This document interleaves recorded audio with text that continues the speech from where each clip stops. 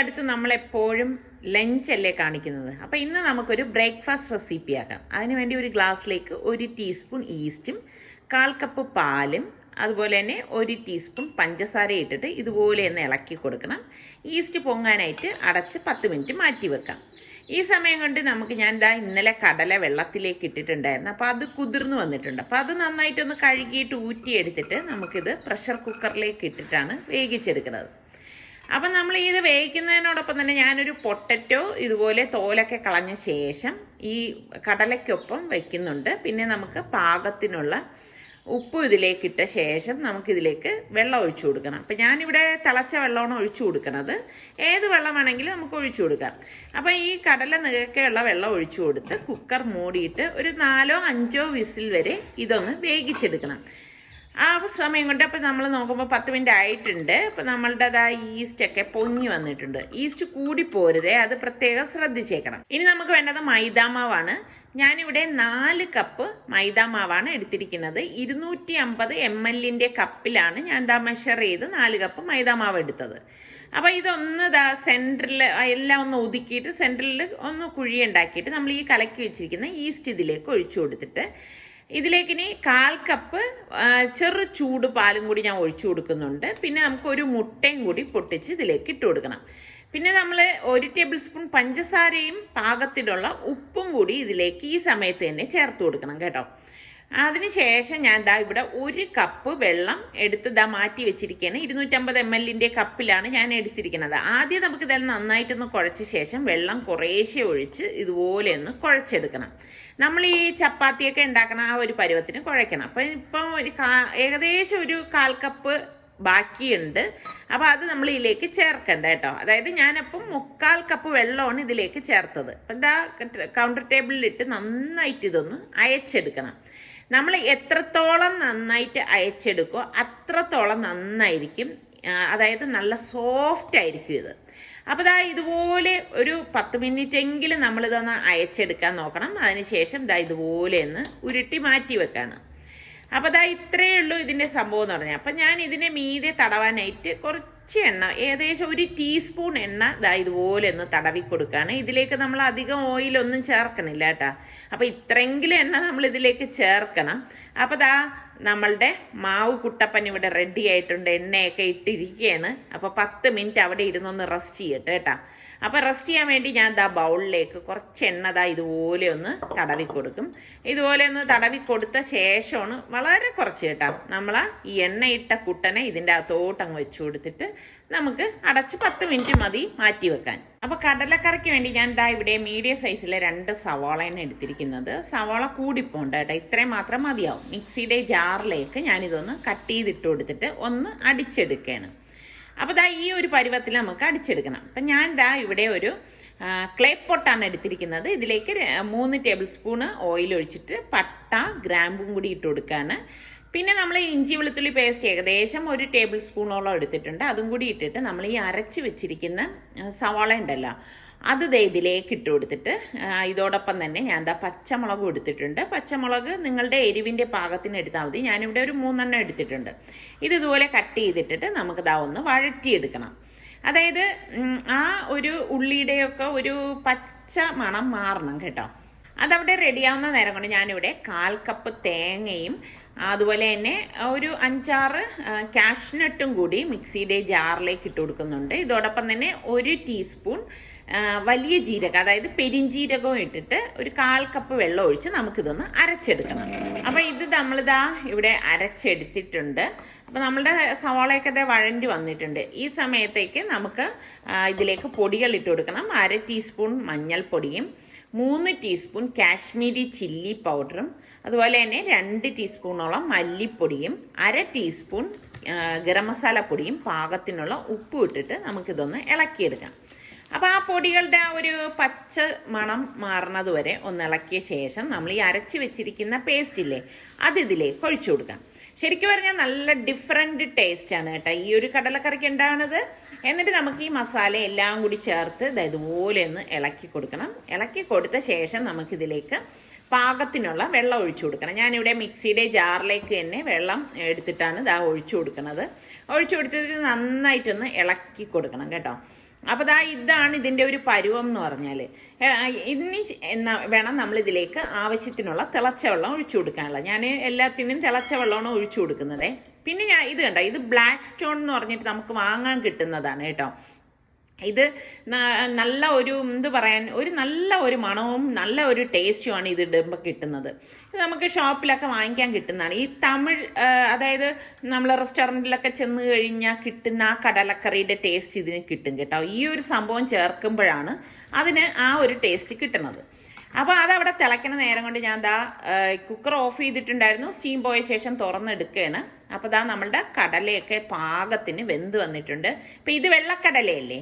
അപ്പോൾ നമ്മളുടെ ആ ഒരു ചാറ് തിളയ്ക്കുമ്പോഴേക്ക് ഈ വെന്ത പൊട്ടറ്റോ നമ്മൾ ഇതിലേക്ക് ഇട്ടിട്ടൊന്ന് ഉടച്ചു കൊടുക്കുകയാണ്. കണ്ടോ, ഇതുപോലെ ഒന്ന് ഉടച്ചങ്ങ് ചേർത്ത് കൊടുക്കും. അപ്പോൾ കറിക്ക് നല്ല ഒരു കുറുക്കം കിട്ടും. അപ്പം നിങ്ങൾക്ക് ഇതുപോലെ വെള്ളക്കടലയോടാണോ താല്പര്യം, അതേ കറുത്ത കടലയാണോ? അപ്പം നമ്മൾ ഈ വെന്ത കടല ഞാൻ ഫുള്ളായിട്ട് ഇതിലേക്ക് ഒഴിച്ചു കൊടുത്തിട്ട് ഒന്ന് ഇളക്കി കൊടുക്കുകയാണ്. ശരിക്കും പറഞ്ഞാൽ ഈ വെള്ളക്കടലയിൽ മസാല പിടിക്കാൻ ഭയങ്കര പാടാണ് അല്ലേ. അതുകൊണ്ട് തന്നെ ആയിരിക്കാം പലർക്കും കറുത്ത കടലയോട് താല്പര്യം. എനിക്ക് കറുത്ത കടലയാണ് ഇഷ്ടം കേട്ടോ. അപ്പം ഇതുപോലെ ഒന്ന് തിളച്ച് വരണം. അപ്പം തിളച്ച് വരുന്ന ആ ഒരു സമയത്ത് നമ്മൾ ഫ്ലെയിം ഒന്ന് കുറച്ചു കൊടുക്കണം. കാരണം ആ മസാലയും അതായത് അതിലുള്ള മസാലയൊക്കെ കടലയിലേക്ക് പിടിക്കാൻ വേണ്ടിയിട്ടാണ് കേട്ടോ. അപ്പോൾ നമ്മളുടെ മാവ് ഇവിടെ പരുവത്തിന് റെഡി ആയിട്ടുണ്ട്. അപ്പോൾ ഇത്രയും മതിയാവും. ഇനി നമുക്ക് വീണ്ടും ഒന്ന് കുഴച്ചെടുക്കണം. ഞാൻ പറഞ്ഞില്ലേ, കുഴച്ചെടുക്കുന്നതിലാണ് ഇതിൻ്റെ ഒരു സോഫ്റ്റ്നെസ് ഇരിക്കുന്നത്.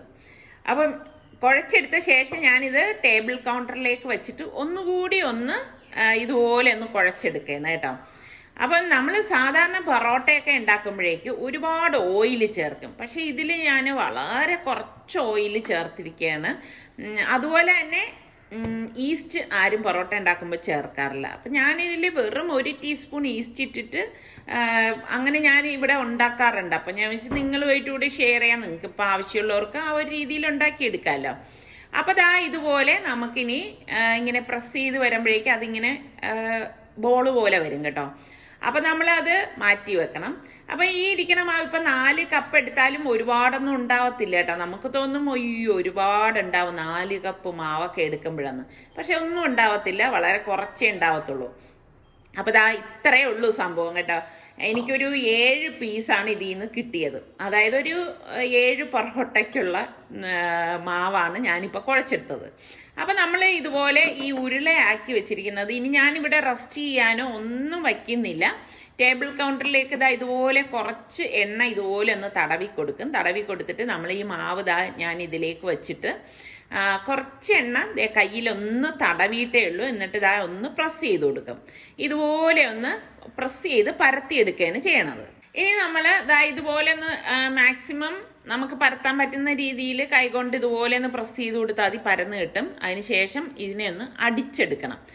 ഇതുപോലെ കറക്കി കറക്കി അടിച്ചെടുക്കണം. നമ്മളാൽ പറ്റുന്ന രീതിയിൽ അടിച്ചെടുക്കുക. നമ്മളെ കൊണ്ട് ഇതൊന്നും സാധിക്കൂല എന്നൊന്നും വിചാരിക്കേണ്ട.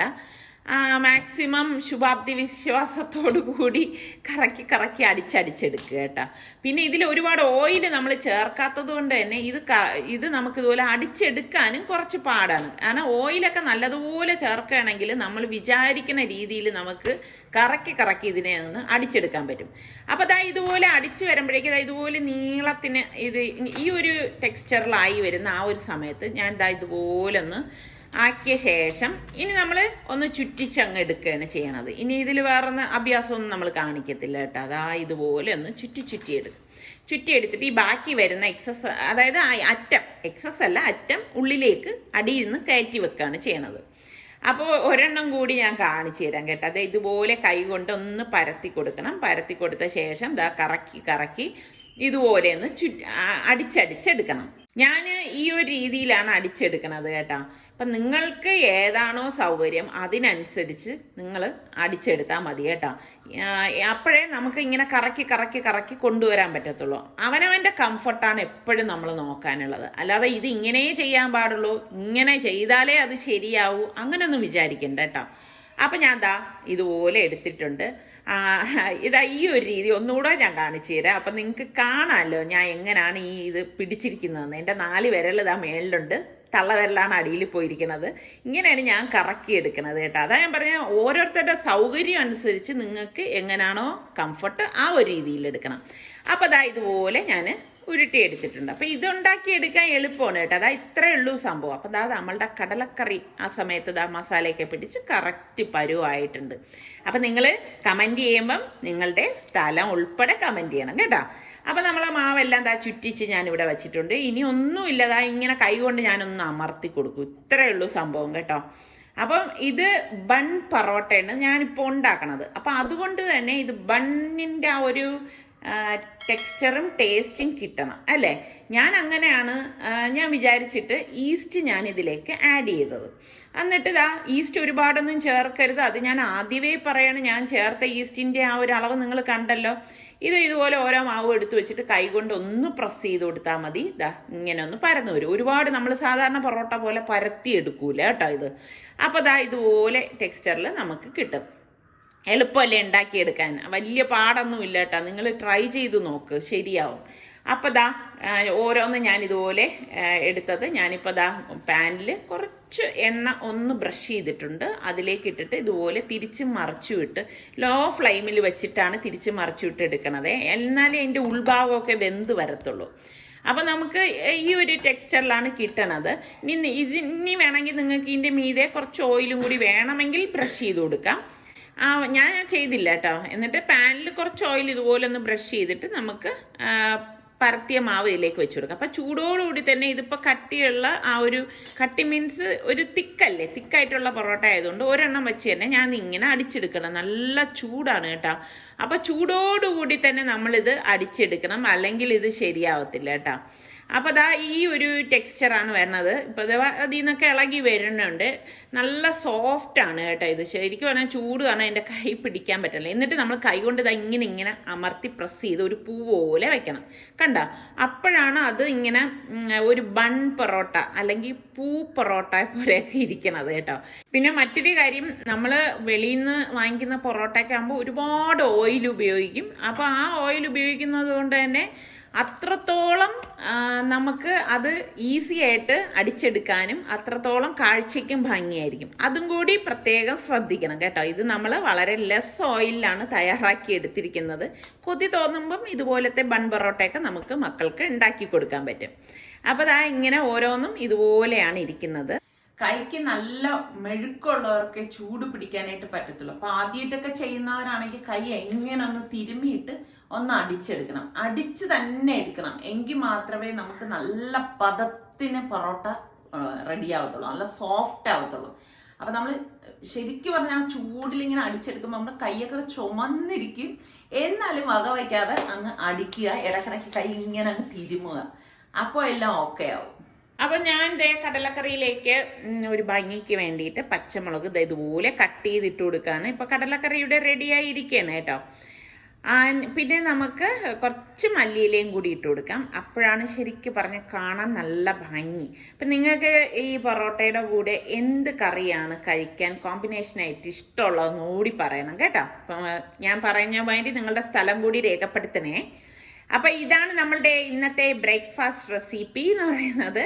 കുറേ ദിവസമായില്ലേ ലഞ്ച് നമ്മൾ കഴിച്ചുകൊണ്ടിരിക്കുന്നത്. അപ്പം ഇന്നിപ്പോൾ ബ്രേക്ക്ഫാസ്റ്റ് ആകാമെന്ന് വിചാരിച്ച്.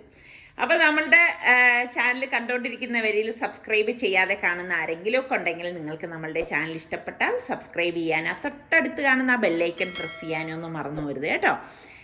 അപ്പോൾ ഇനി നമുക്ക് അടുത്ത നല്ല റെസിപ്പിയോ വ്ളോഗോ ഇട്ടൊക്കെ വരുന്നത് വരെ എല്ലാവർക്കും ബൈ.